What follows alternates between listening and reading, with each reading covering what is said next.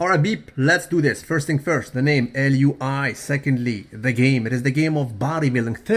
Thirdly, specifically, aesthetics, bro. 80s, baby, please. Bob Paris was the very milestone of that era. Absolutely underrated, underclassed for so many reasons, but he was an absolute sight to be saluted. Look, front double bicepses, baby, please. Oops, this is Rich Piana in the same basically era, I think.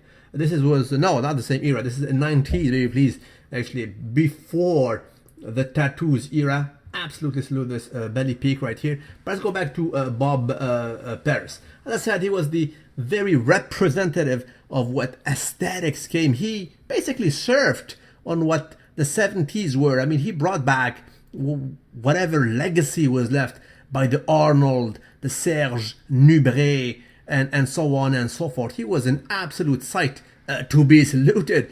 Granted, as I said, he was underrated in the Lee Haney era, but nowadays we don't see these guys in bodybuilding, in all-out bodybuilding, for obvious reasons, because of 1993, when Dorian Yates came in with that vitamin G, and he was absolutely outclassing everybody in the mass department. Everybody followed. We had Paul, Jurassic Paul Delat, we have Nasser El Somebody, Marcus Rule, Ronnie Coleman, and so on and so forth. There's no way in hell to see these guys back in mainstream bodybuilding.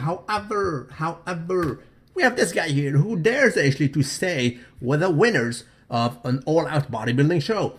This guy is Arash Rahbar, right? So this, my dear friend, is pretty much right now the top dog, the very first guy in the new Classique Physique division, next to Guy Cisterino, who won the 212 category in the New York Pro, and of course the Open winner Dexter the Blade Jackson. He dares to do a crab most muscular pose next to them. Now granted, in the mass department, he's not in the same league, but then again, he is not being dwarfed, right? I mean, out-angling, granted, but then again, let's take a look at him real quick.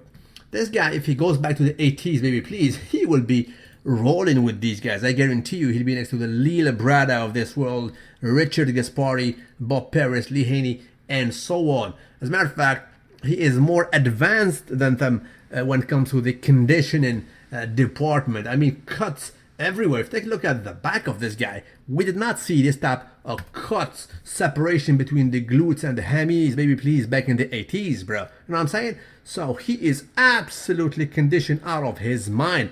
This guy is rolling under the real technician, namely Chris Acito, who is also training, or rather the guru of Big Ramy. Can you imagine if he brings Big Ramy to a condition resembling this? Big Ramy never was this condition. If he was, trust me, he would have been doing battle versus Phil Heath for the top position. Let's take a look at this play of his abs real quick. Move around. Probably the craziest abs in that division. Vacuum all day and every day. So this is him, right? And he is the new face of that division. It's kind of a sweet spot, because let's be honest, physique was not that exciting. It's still not exciting, with all due respect. I personally don't even know the very metrics of judging physique, guys. I mean, aware me, guys. I don't know how they judge them, because these guys don't even pose. They come there with their hand on, basically, or with the hand on the waist, and they tell you, okay, this guy is number 1 and Sadiq is number 2, and so on and so forth.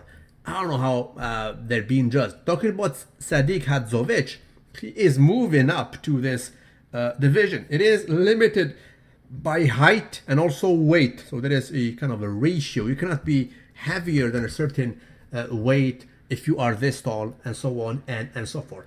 So again, it is the very sweet spot that golden era lovers will like.